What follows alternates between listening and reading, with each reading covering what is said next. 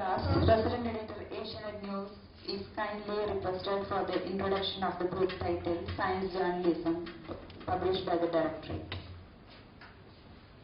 Dignitaries on and off the desk.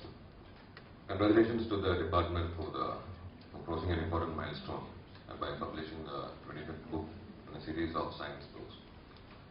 Friends, when James Bond movie, in one of the movies he used a golf ball to keep track of his target, and we were awestruck. We never believed that a golf ball could ever mark the position of a person for kilometers, allowing the detective to hunt him down later.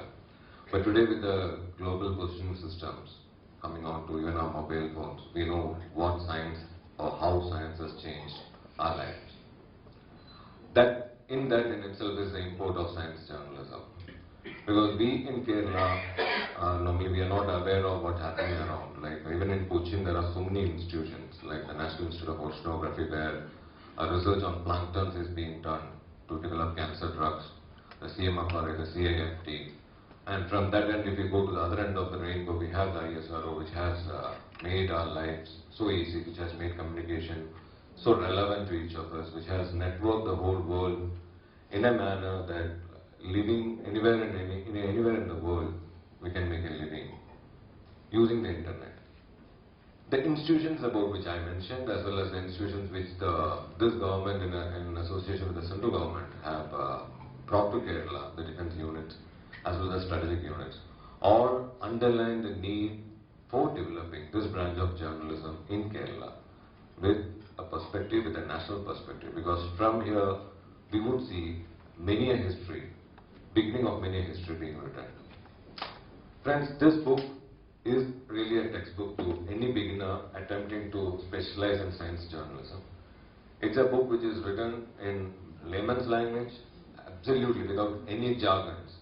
It emphasizes how simple communication on even the most complicated subjects can be done to convey a message, a theorem, in the simplest of its forms.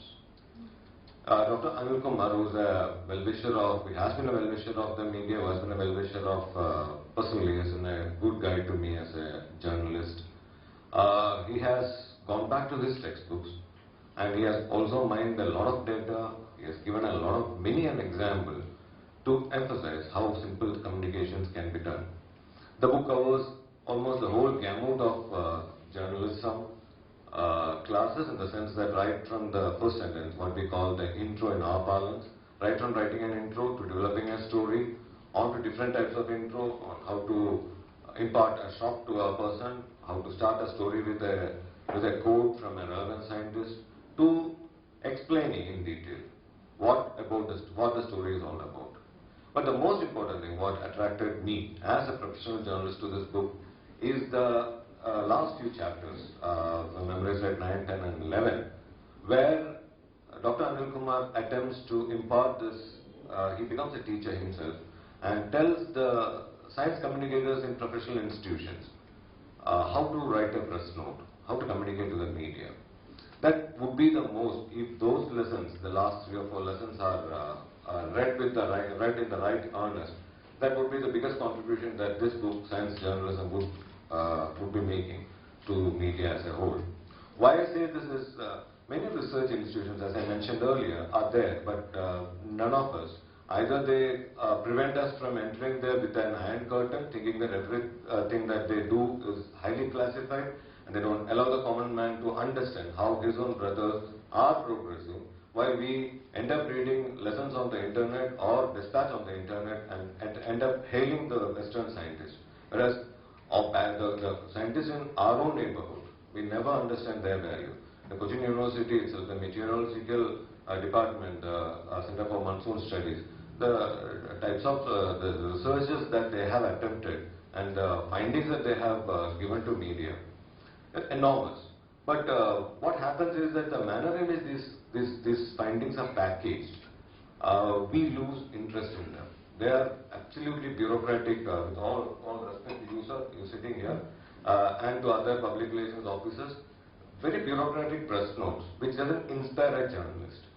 So after reading this, rummaging through the book and especially reading the last few chapters, I personally feel that by imbibing those lessons, a science communicator, a public relations officer would be in a position to write at least a press note that inspires the media, thereby bringing the much needed attention onto his institution and to the research was done by his colleagues.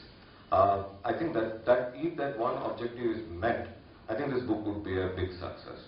I wish all the best to Dr. Anil Kumar and his department to come up with more books which would lighten or de-jargonize science communication for the common man. Thank you very much for being invited here. Thanks. Thank you very much, sir. This function is organized to commemorate the release of 25th book of Directorate of Public Relations and Publication. Now for the inauguration of the function, Dr. K. Mohandas, Honorable Vice Chancellor of Kerala University of Health and Allied Sciences, kindly light the lamp and release the book.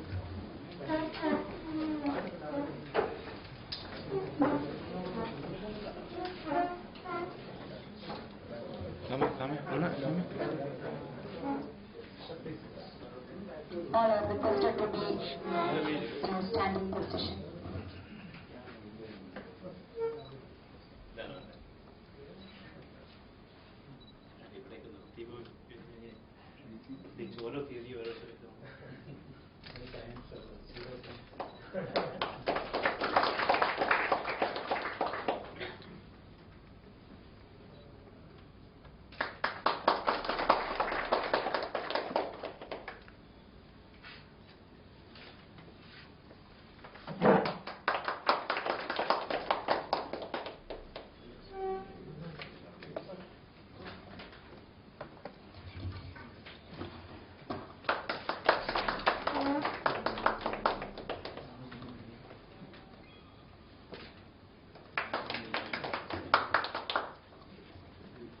Now I request Honorable Vice Chancellor of Question University to receive the 25th book.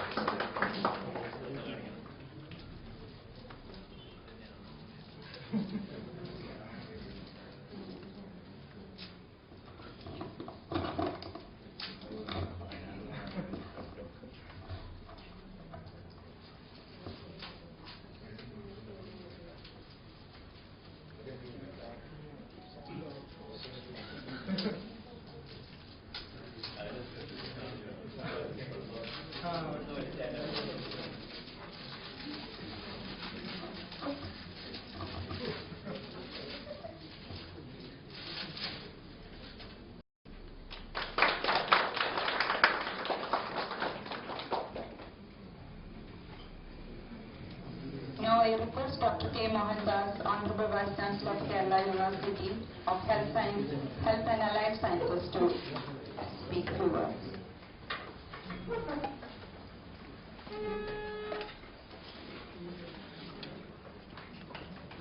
Vice Chancellor of this university and President of the function, and my very good friend Dr. Ramachandran Tekelath, former Vice Chancellor of Cusat, Dr. Papa Joseph, Pro Vice Chancellor Dr. Godfrey Lewis, Sri Manoj K. Das, Dr. Sri N. K. Vasudevan, Dr. N. Chandramohan Kumar, Dr. Giresh Kumar, Dr. Anil Kumar, distinguished members of the audience, ladies and gentlemen. It's indeed a great privilege for me to be here, and I must raise my grateful thanks to Dr. Ramachandran, Dr. Anil Kumar, and all the others who made it possible for me to be here this evening to be associated with the auspicious function of releasing the 25th publication of this very active Department of Publications and Public Relations. I have, however, come here to learn and not to pontificate. to learn about communications, because I have, as was mentioned earlier, has taken over as the Vice Chancellor of the Kerala University of Health and Allied Sciences. And while Kerala has been at the forefront of healthcare delivery, for example, Kerala was able to achieve the targets set for India before 1972, but when it comes to research and communication, Kerala is nowhere to be found. So this is something that the university is intended on addressing and to rectify it. Both research has to be promoted as well as the communication about the research work that is being done. It is not all, as Mr. Manoj has mentioned, it's not that the research is not taking place, but it's not being communicated and communicated properly. There are two ways of communication, as was mentioned here. One was communication between scientists, and that of course will be full of jargon. But at the same time, it is essential that the same concepts are communicated to the general public through a different kind of communication. And here I would like to mention that Dr. Babu Joseph's book on theory of chaos, that was from where I actually learned about some basic principles of chaos in a very, very simple language that he had described. So that's the kind of communication that we need, and I'm extremely glad that the Cochin University has set an example in this. And I will be looking up to the Cusat and its the people at the helm of affairs to learn about all these, so that I can translate it to the new nascent University of Health Sciences, so that it is not only that on the one hand, of course, a number of measures are going to be taken to make sure that the research is given a major thrust in the healthcare professional fields, but at the same time, whatever work is being done and is going to be done is communicated properly at both levels. People should know what are our doctors and others involved in healthcare professions, from pharmaceutical scientists to dental surgeons, nursing, and all the systems of medicine. What are they doing in the field of research? And that should be communicated properly. So therefore, it will be very important for the university to set up a publication wing like this.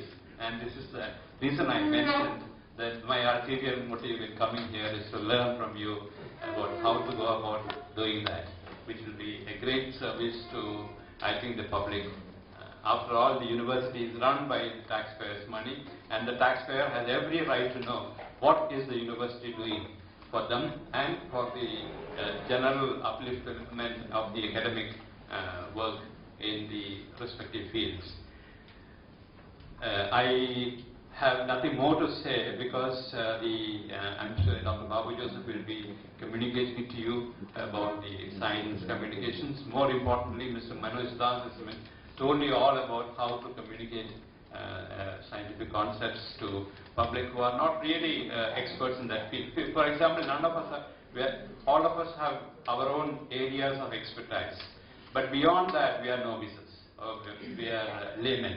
And therefore, we need to communicate with between the various levels of professionals and the various walks of life. And therefore, that communication is as important as communication among the professionals, the scientists in the same discipline. So it's my great pleasure seeking your permission to declare this function inaugurated, and I am sure that this 25th publication, I do not know whether it is one every year, but I am sure with the dynamism that Dr. Anil Kumar exhibited just now, you will be able to cross the 50th mark in the next 2 or 3 years' time.